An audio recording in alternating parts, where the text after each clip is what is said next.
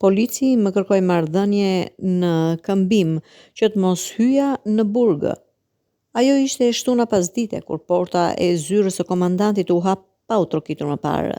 Drini, i cili kishte kaluar 48 orët e fundit në një qiell të izoluar, ngriti kokën ngadalë. Trupi i tij ishte i shtangur nga pozicionet e pakomfortueshme dhe mendja e mjegulluar nga pakënaqësia e gjumit. Dalja jote varet nga bashkëpunimi, tha komandanti, një burr me flokë të holla dhe sy të mprejtë si thika.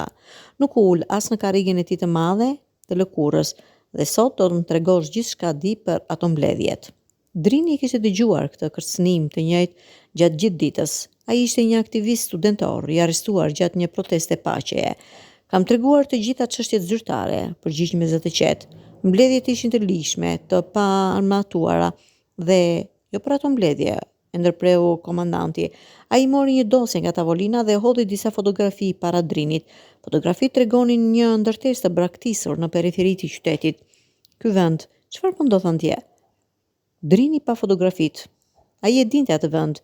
Ishte një hangar i vjetër i aeroplanëve ku grupi i tij ndodhte her pas here për të diskutuar strategji paqësore.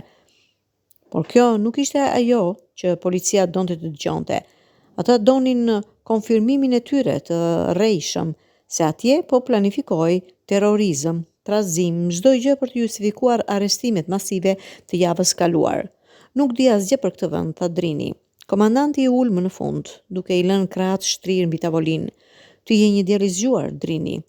Një vit më parë u diplomove me nderime. Prindrit e tu janë krenar për ty. Ai ndaloi për një moment. Mamaja jote, a s'është ajo mësuese në shkollën fillore në lagjen tuaj? Po babai, ai punon në uzinën e ujit. Kërcënimi ishte i qartë. Drini ndjeu një të ftohtë që i përhapej në trup. Ai e dinte se çfarë mund të bënin. Ishte kohëra kur njerëzit zhdukeshin, ku karrierat shkatërroheshin, ku familjet thyheshin, të gjithë e dinin, por askush nuk fliste. Çfarë po kërkonin nga unë? Pyeti Drini, duke përpiqur të mbante zërin të qetë. Komandanti e mori përsëri dosjen dhe nxori një dokument, një deklaratë, një konfirmim se këtu ai goditi fotografinë me gisht, po planifikoheshin veprime ilegale, emrat e të gjithë atyre që merrnin pjesë dhe pastaj ai ndaloi dhe buzëqeshi. Pastaj mund të ktheheshe në shtëpi. A dëshironi që unë të gënjej? Përshpëriti Drini. Unë dëshiroj që ti të bashkëpunosh për sigurinë e vendit, korrigjoi komandanti. Dhe për sigurinë tënde, natyrisht. Dhoma u mbush me heshtje. Drini mund të dëgjonte zhurmën e qytetit për te dritare së vogël të mbyllur, një botë normale, ku njerëzit bënin pazare, takoheshin me miq, të jetonin. Ai mund të ishte atje. Mund të kthehej në shtëpinë e tij, në dhomën e tij, te librat e tij. Mund t'i përgjigjej shikimit të shqetësuar të nënës, t'ia hiqte atë shqetësim nga fytyra. Të gjithë e bëjnë këtë, vazhdoi komandanti, zëri i tij ishte bërë tashmë më i butë. Të gjithë zgjedhin familjet e tyre, të gjithë zgjedhin jetën e tyre. Ti je i ri, Drini. Ka shumë vjet përpara. Pse të shkatërrosh gjithçka për parime abstrakte? Drini ju kujtua mbledhja e fundit në atë hangar, kujtimet e tyre të heshtura, frika në sytë e të rinjve, por edhe shpresën që mund të ndryshonin diçka, që mund të bënin botën më të mirë. Ai kujtoi besimin e tyre në të vërtetë dhe kur ajo ishte e vështirë për t'u thënë. Parimet nuk janë abstrakte, tha Drini ngadalë, duke ngritur kokën. Ato janë gjithçka që na bën njerëz. Komandanti rudhi vellët. Pra, kjo është përgjigja jote. Kam një kusht, tha Drini papritmas. Komandanti duket i befasuar. Kusht? Po, nëse do të jetë këtë, nëse do të jap këtë deklaratë të reme, tha Drini, duke marrë frymthellë, dëshiroj të bisedoj me avokatin tim së pari. Komandanti buzëqeshi përsëri, duke e marrë këtë si një shenjë dorëzimi. Sigurisht, kjo mund të organizohet, por jo këtu, vazhdoi Drini, në një dhomë tjetër, me dritare dhe me kohë të mjaftueshme për të diskutuar detajet.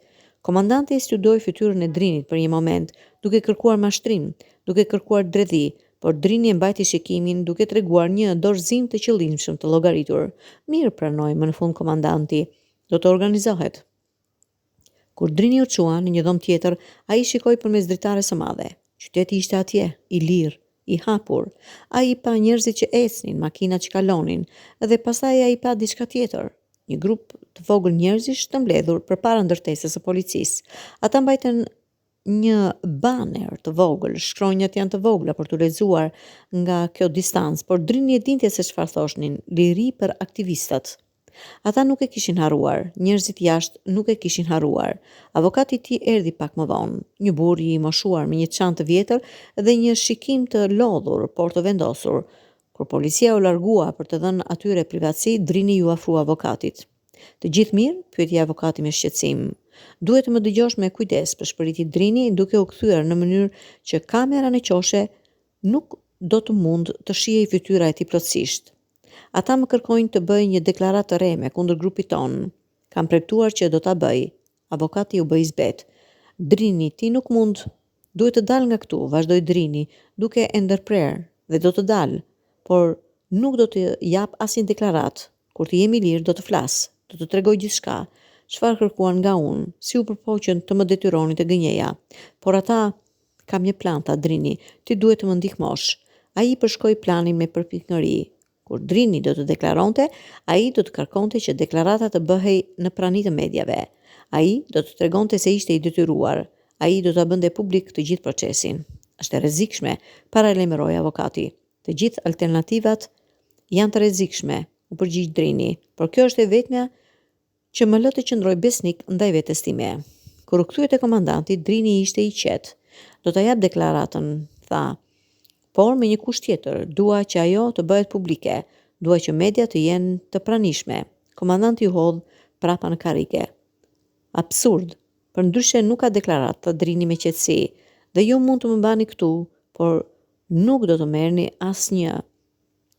Dhe njerëzit jashtë, ai tregoi drejt dritares, ata do të dinë se keni mua. Dhe çdo gjë që më mbani, ata do të jenë atje, ata do të pyesin, ata do të kërkojnë përgjigje. Komandanti e pa me një vështrim të ri. Tani, ai pa jo një të rinj të friksuar, por një kundërshtar të vendosur. Ti nuk e kupton se me kë ke të bësh. Përkundrazi, tha Drini, më në fund e kuptoj plotësisht. Këto ditë Drini është i lirë. Deklarata e tij nuk u bë kurrë. Në vend të kësaj u lirua pas një së protestash dhe presionit ndërkombëtar. Por çdo ditë ai e di se vëzhgimi është atje. Çdo ditë ai e di se çmimi i lirisë së tij është vigjilenca e përhershme. Dhe ndonjëherë kur ndihet i lodhur, kur pyet nëse ja blen, ai kujton atë bisedë në zyrën e komandantit. Ai kujton zgjedhjen që bëri, të qëndronte i heshtur ndaj së vërtetës, apo të fliste pavarësisht çmimit. Prandaj Drini vazhdon të flas, vazhdon të shkruaj, vazhdon të protestoj, sepse ka kuptuar tani, liria nuk është diçka që i japin, liria është diçka që ti refuzon të heqësh dorë, edhe kur të japin mundësinë për ta shkëmbyer me një version të saj të re. Dhe në errësirën e natës, kur frika vjen përsëri, ai përsëri fjalët që i dha komandanti atë ditë. Nuk do të të gënjej për lirinë time, por do të flas për të.